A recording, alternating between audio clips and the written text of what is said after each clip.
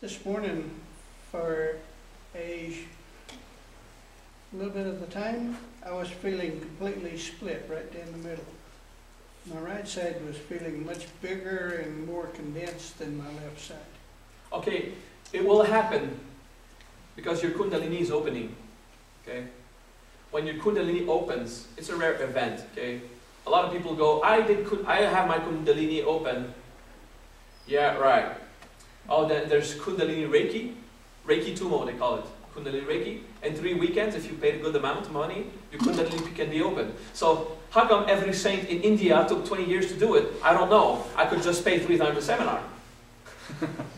What they do in this Kundalini Reiki thing is unblock a bit of the channels, but they don't have the ego power to dissolve all the channels. So they practice.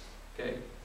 When we do this, becoming aware of the ego, dissolve the blocks by fixing the emotion that cemented the block there. Now the blocks of energies are unblocking and your Kundalini starts to be awakened. And when your Kundalini awakens, the first thing that comes out is not Kundalini itself, because this rises and it hurts. Okay? And males, the groins hurt so much, it's difficult. Okay? It's a terrible time. What you have at first is vapors. So you have these vapors, and the vapors go through the Sushumna in center. We'll have a Kundalini teaching another time. But basically, sometimes you're going to feel this stuff that eventually you feel comes from about the base of your body, and it just goes, and it's polarized. Some of it goes to the center, and some of it is to the Ida or to the Pingala, different systems. Okay? You don't have to remember these words. It's not Kundalini class today. You'll have these vapors coming in, and it will make you feel feelings that you're not used to, that has to do with polarity. So big, small, left, right, and you might lose your balance a bit because your ear stops basing its balance on gravity, but starts to base it on your position in space, because you're so much here, instead of trying to establish your relationship with out there. Okay? So you're going to feel tons of things. Hot, cold, hot, cold, hot, cold in 5 minutes. Okay? You got that? Okay? So when you do meditations of going high in spirit, coming back down in human, we chant physically, we all go back in meditation, we learn the ego, we just shake up the box, like this. So you got tons of sensations. This is because you're actually awakening the presence of Christ in the body, which is seated in the base chakra. Okay? This is Kundalini. Kundalini is the Christ in your base chakra. Tight on itself. Kundalini means swirled tight. That's it. Doesn't mean energy, power. No. Kundalini is a Sanskrit word that means wrapped tight. It's too simple. So you've got all this Christ energy condensed into a point in your base chakra. This is where life attached. Okay? When you start awakening that, just the radiance of the presence of Christ in your body starts to just woof, set aflame everything. Physically, you'll feel the side effect of its presence. You'll feel the pressure a bit. You have to breathe and let go. If Kundalini does too much pressure inside you, look at the pressure. What am I controlling? What valve am I keeping shut? Okay. What am I afraid of? To discover myself as I am? Yes, we are.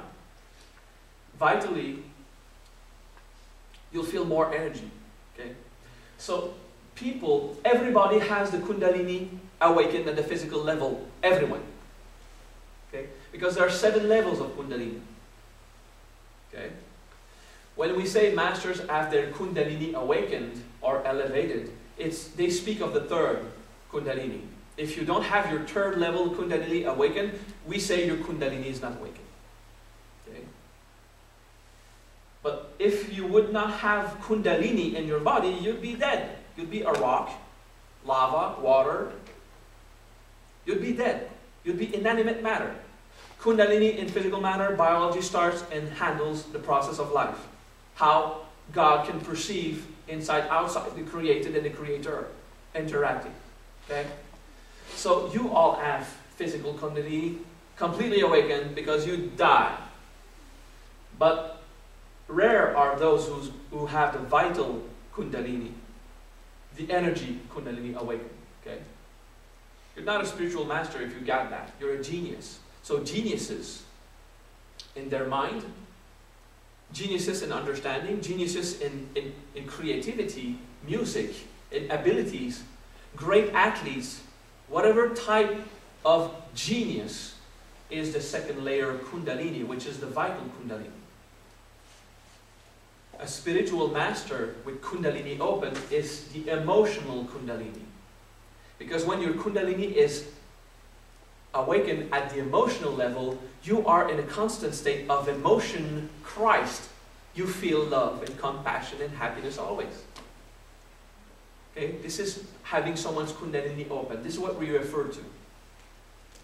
When you have your intellectual Kundalini open, this is the fourth layer.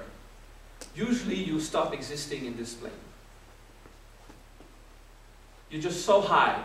You understand all the lessons of the soul. You're into another experience where you'll keep on evolving until you become the Christ. But you don't have to do it here in a nervous system because you understood this lesson.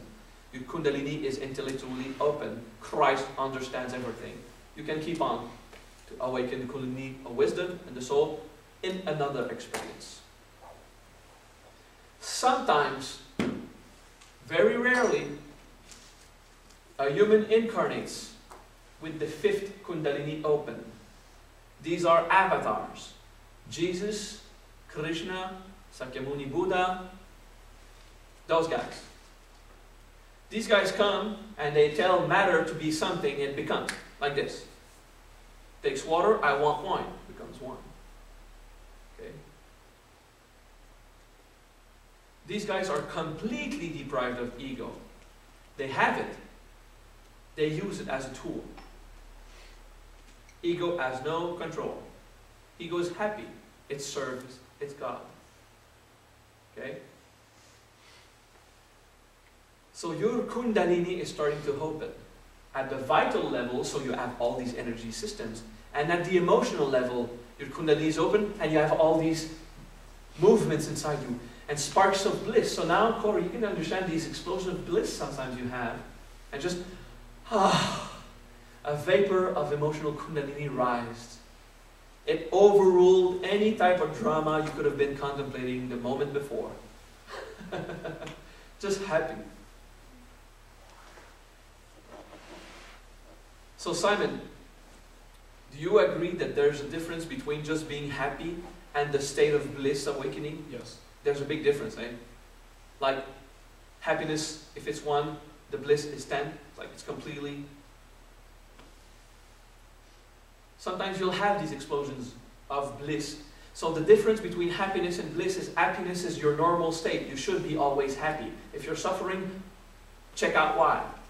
But bliss is more than happy. It's the presence of God. So you just submit yourself. What you got when you understood your soulmate. When you were trying to write out and understand it, didn't work. Mental control. I said, just breathe, look at it. You're taking care of Christ. Thank you so much. You know, these kind of experiences. So it's fun to speak of those little things. He asked a question about the polarities that he's experiencing. He's just not used to them because he's becoming much bigger than his body. You look at him, tough guy. We like him because he's like a big bear. Want to hug? So when you get within 10 feet of him, the hug starts. Okay? Just there. Okay? These are experiences you will all go through if you take the time to do technique. I know it's not fun for all, Others just dig it. They went through the technique, wasn't fun, but they see the end result so quickly. I mean, I'm going to pop beads all my life. We say this. I said that. I'm going to do this like all my life. That's still the solution. Then I was done crossing the river.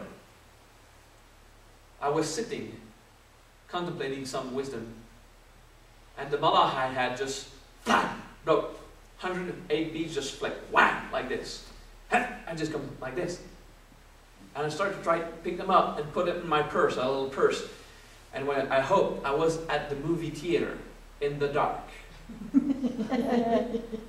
I hoped to get them all off. I'll just pick up the beads I have.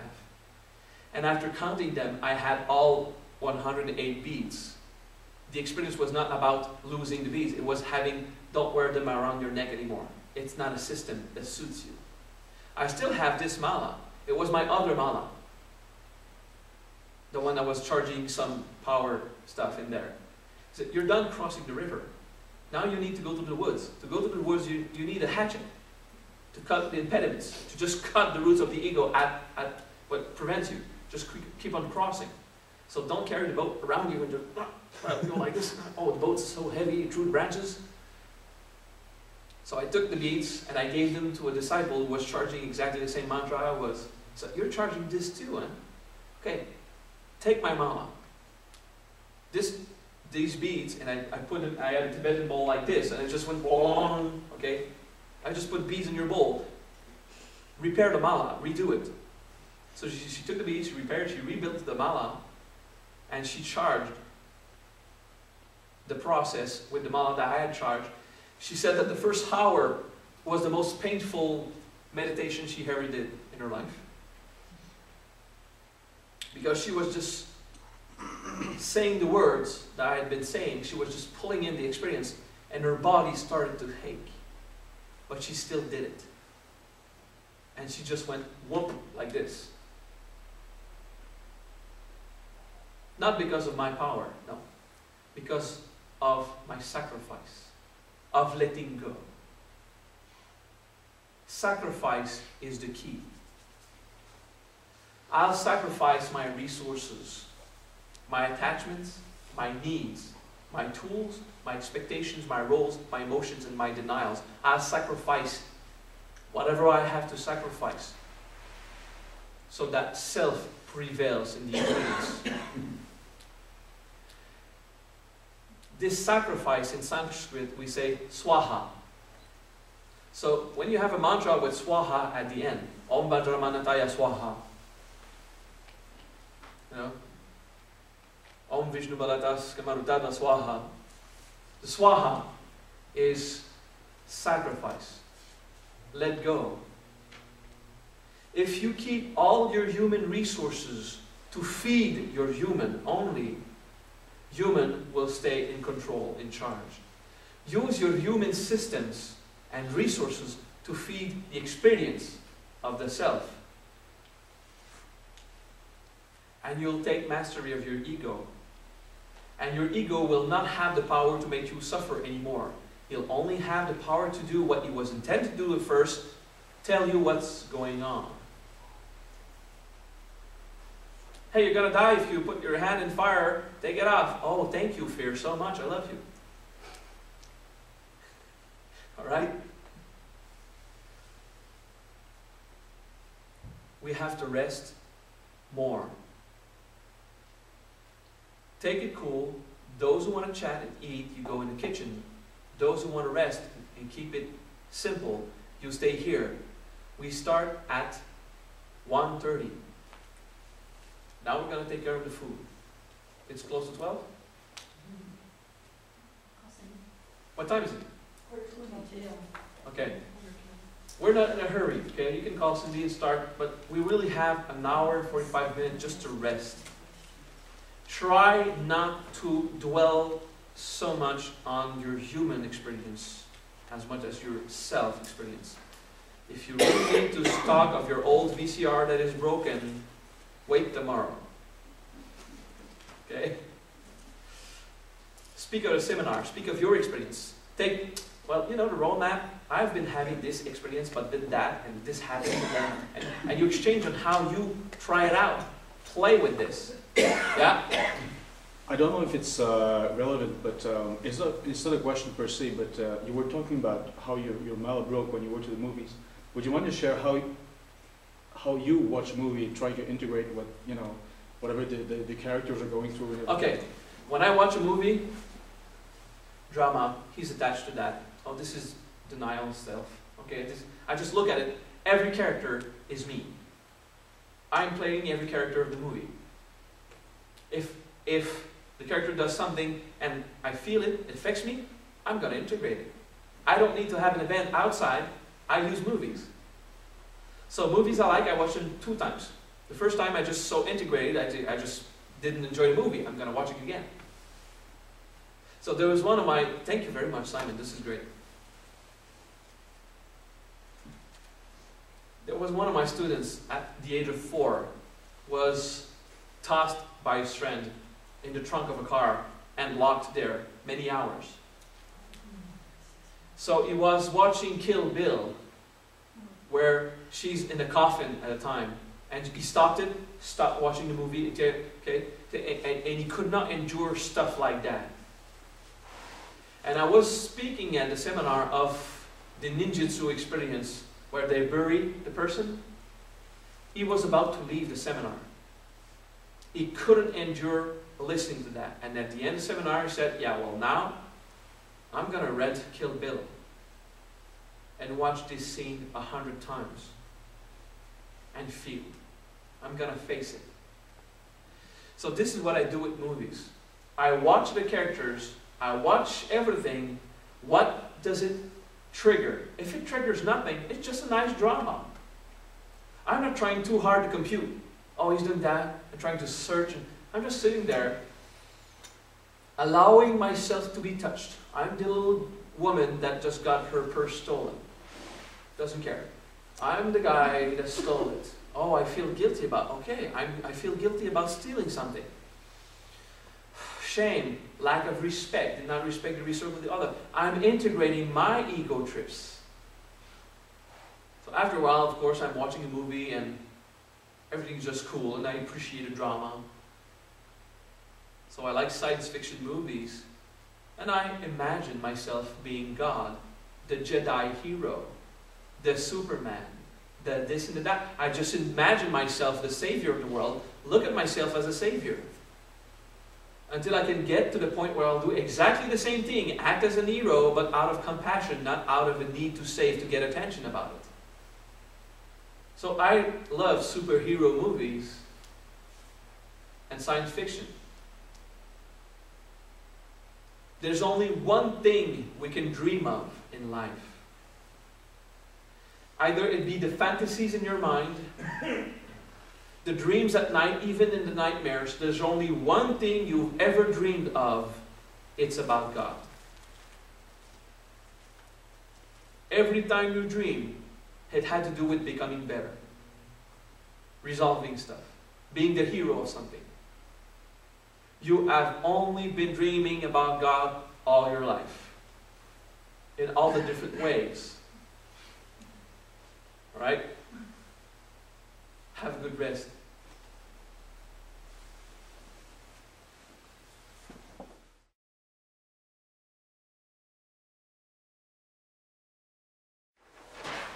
But before we get to the cities, we want to re-elevate ourselves. To do stuff that will provoke our consciousness to expand again. Before we eat, we were in a certain state, half wanting to go to sleep, half wanting to keep following the seminar. We eat, now we're all here present, so we're going to do chanting to get back into the state of wanting to fall asleep. Oh, it's called transcending.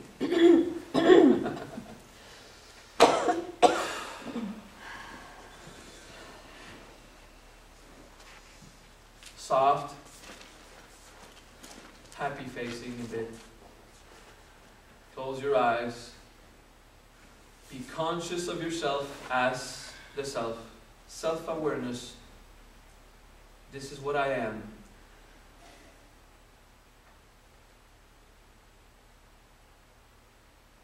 Become soft and gentle in your mind so that you can touch the most subtle consciousness of God, anima.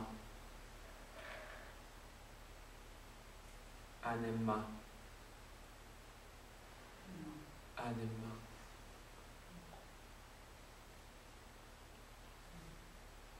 You have to keep it in your mind.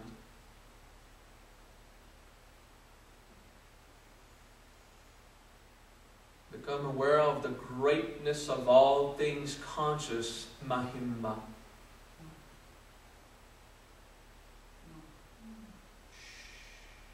Keep it in your mind. Mahimma. Dissolve yourself in the immensity.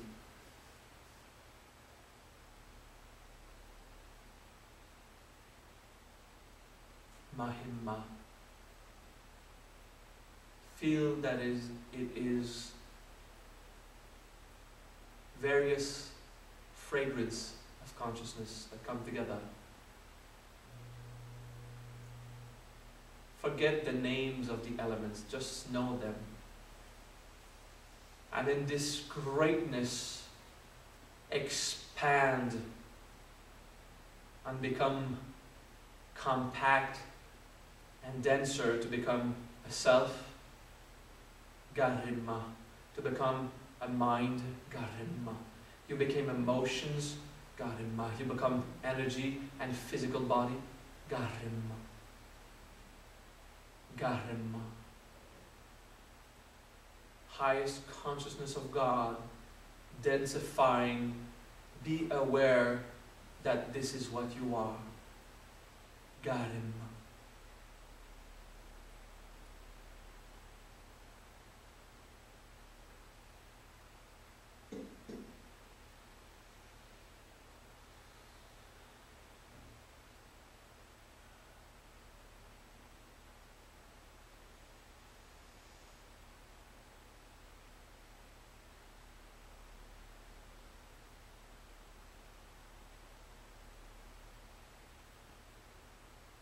Now we will simply chant Om. Brian will close the lights, and with eyes opened, close them now. With eyes opened, you just look around.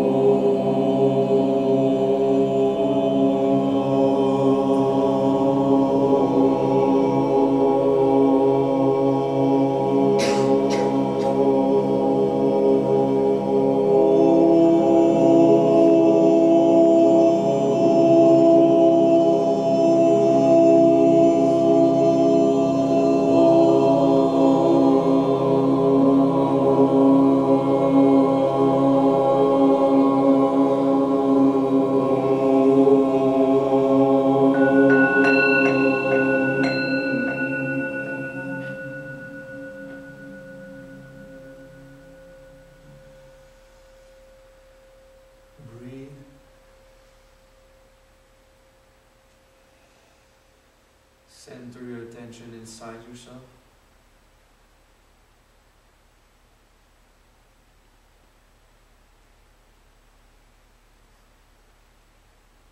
Conscious of yourself being conscious.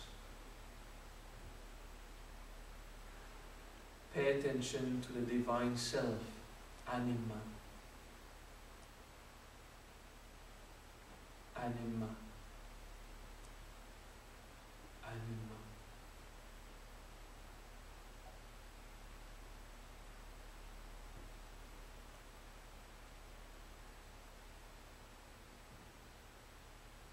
Expand.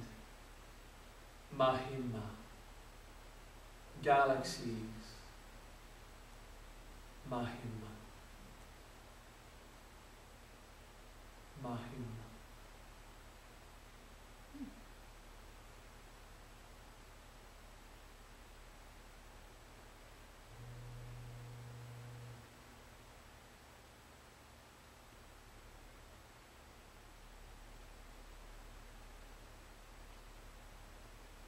The energies in the immensity start to form stars, Garima, and the stars around them forms planet, Garima, packing up conscious energy, forming life on planets, Garima, provoking gravity and attractions and laws of nature, Garima, densifying to your own body, Garima.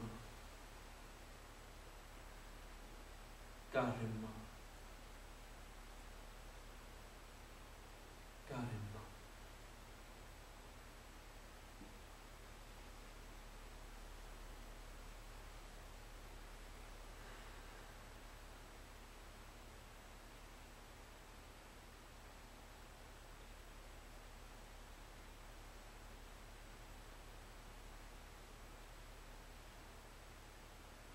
Keep in mind the movement of stars.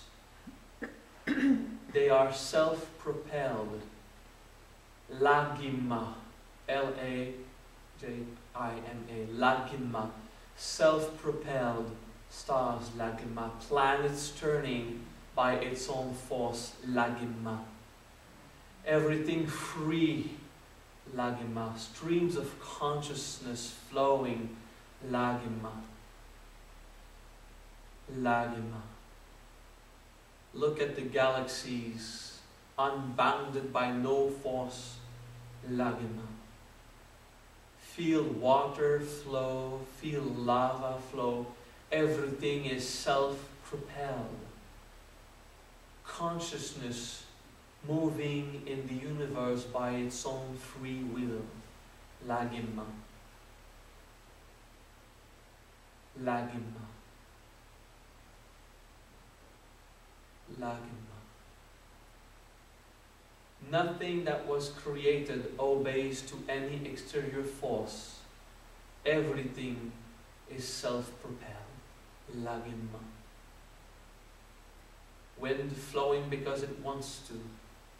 Water flowing because it wants to. Continents moving because it wants to. Stars glowing because it wants to. Everything is the will of God enacting itself in creation. Lagima. Lagima. Lagima. Now meditate that.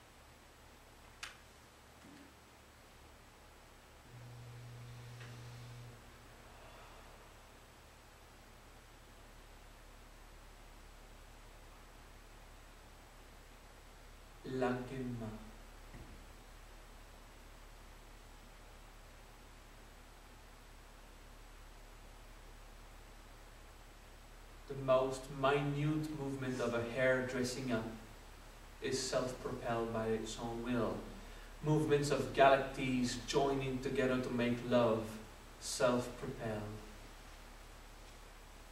Immensity of the microcosm and microcosm, swirling happy consciousness, lagima. Christ, the will of God, is the movement and the force that moves all things.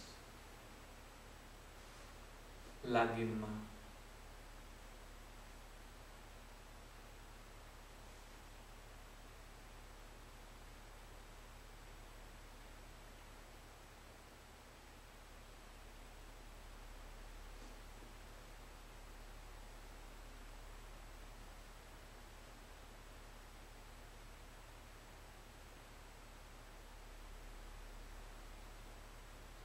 Read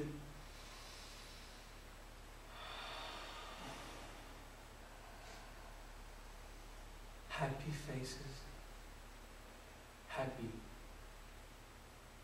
Brian will reopen the light, so close your eyes.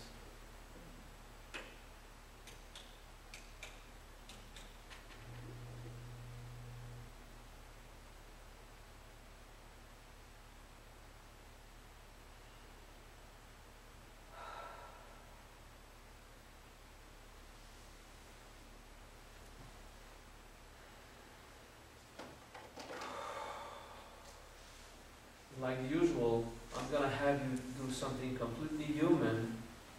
Write it down.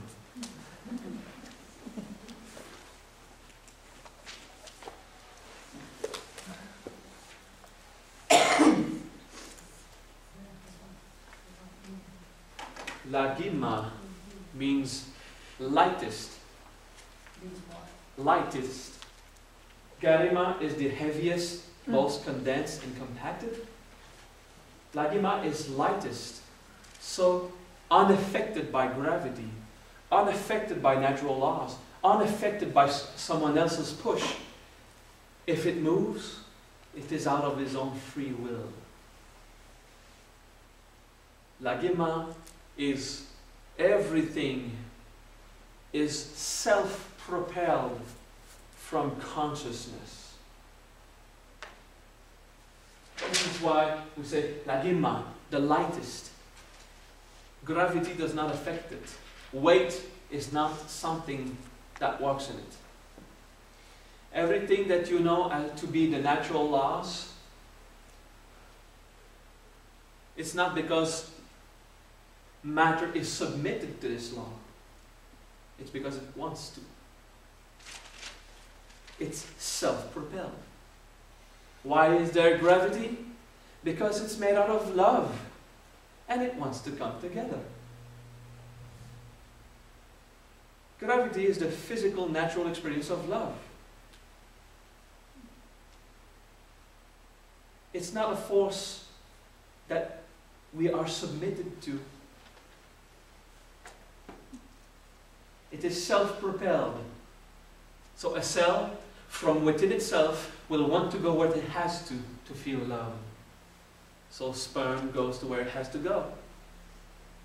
So planets roll around the star, making love. Receiving the fire. Sometimes galaxies merge together. At the smallest atomic level, electrons are waves of energies that play around, like children around the mother.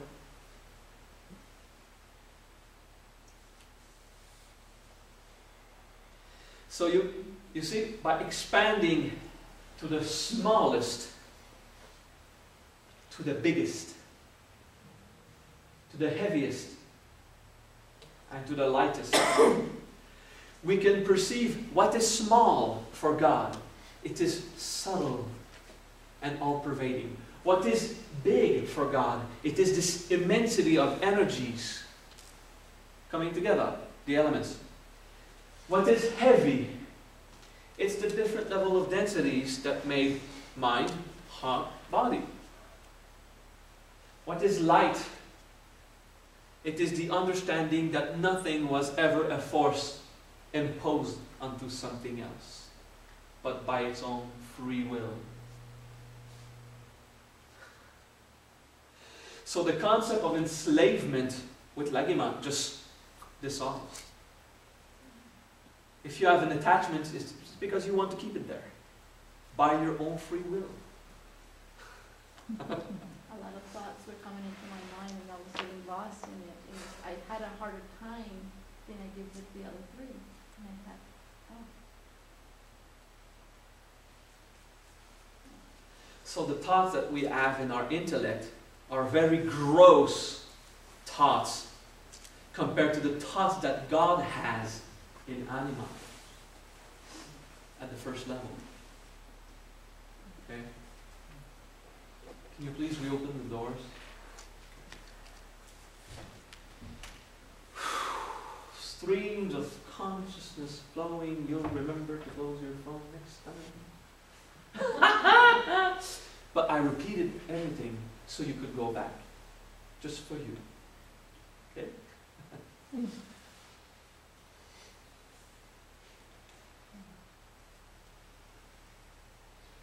Looking at what this means from the human standpoint makes no sense. Some people use lagima because they want to levitate. They think it gives you the power to levitate because you become the lightest. Observe it from the point of view of God.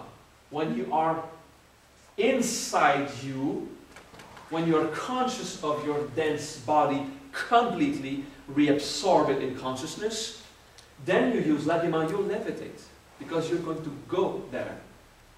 Gravity will not impose itself to you. This is how people float off or teleport. Those who do that. If you want to master your body and bring it beyond time and space, you first have to become completely conscious of what it is. So you spend a whole lot of time completely conscious and sensible to the most minute permutation of your physical body. And you expand your consciousness, grasp the wholeness of it, and you pay attention to the levels of density, and then you start to feel, oh, that's how the universe was created. By densifying the pure thought. Garima. You feel it, and you feel that there are light, wind, there's heavy rock, and you start to play with densities. And then you pay attention to your body a lot. If you pay attention to your body for so long, with nothing in mind, your body will disappear. Like anything else, you look consciously with nothing in mind. But it's just that your body is 1,000 times more dense than your mind. And you have hard trouble stopping thinking. So imagine the work has to be done. But this is how they dissolve the body and recreate it, so they teleport. You know? Those who do that. Have you seen this before? It's a show. And once you get these thing of densities and you master yourself, even if you never develop the supernatural powers, you just want to become conscious so that you can feel God in your body, which is so great. Feel God, how great it is in your body. And then lagima. So gravity will still affect you, but where you go is where you want. You're going to become free of exterior forces. And you're going to say, okay, if there's something pulling me right now, I'm holding on to it. Just let go. Non-attachment. Not push it away. This is getting rid of. Non-attachment is not getting rid of. Getting rid of is pushing it away. Don't push it away, don't bring it back. Just look. Consciously observe. You feel less dizzy now. You see? You feel less like going away. Usually after we have a lunch we feel more dizzy. But now you feel less dizzy than yesterday. Something like this, transcending. Because we went through the consciousness of I'm in my body. So I'm not fleeing that much to the higher realms because I just want to go there. It's so great to be in the higher consciousness. Why isn't it great here? Look at it. Find out. Dissolve everything that makes you unable to be completely God at peace here. And from this consciousness, the Gidma, the lightest. And you feel all forces that pull you fade away.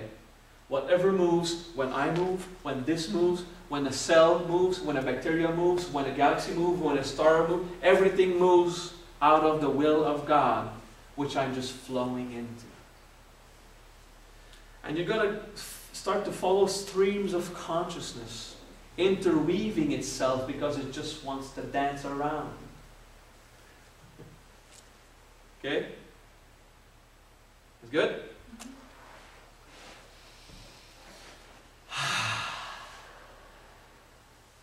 So when you do the CD, you do the first one a lot. When you feel like doing the second one, small intro with the first, do the second a lot. And you go on like this. And this is enough to bring you, the first 4 cities is enough to bring you the experience, not the intellectual understanding, the experience on how God created everything and how it operates by moving by itself as it wants. Simply because you will pay attention to the phenomena, you'll merge back in to the phenomena. You will unseparate yourself from God. You'll not unite. You've never been away. You'll unseparate. You'll unbelieve that there is separation. All of your 5 senses, and I'll say all of your 6 senses, the 6th sense is the mind, the intellect, and the heart. All of your senses are telling you that this is out there, this is within. All the information you grasp from the human is about out there and in here. It supports the idea of separation. So you simply have to spend more time conscious of all these 4 concepts. Spend more time meditating, expanded in pure consciousness and feeling the flows. To give information to your soul, there is unity.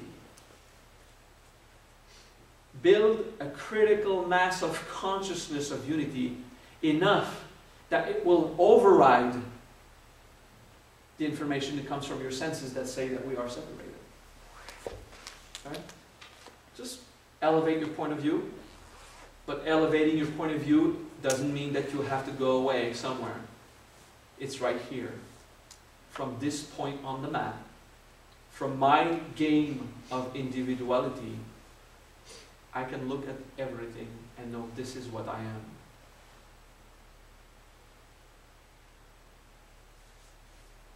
Alright?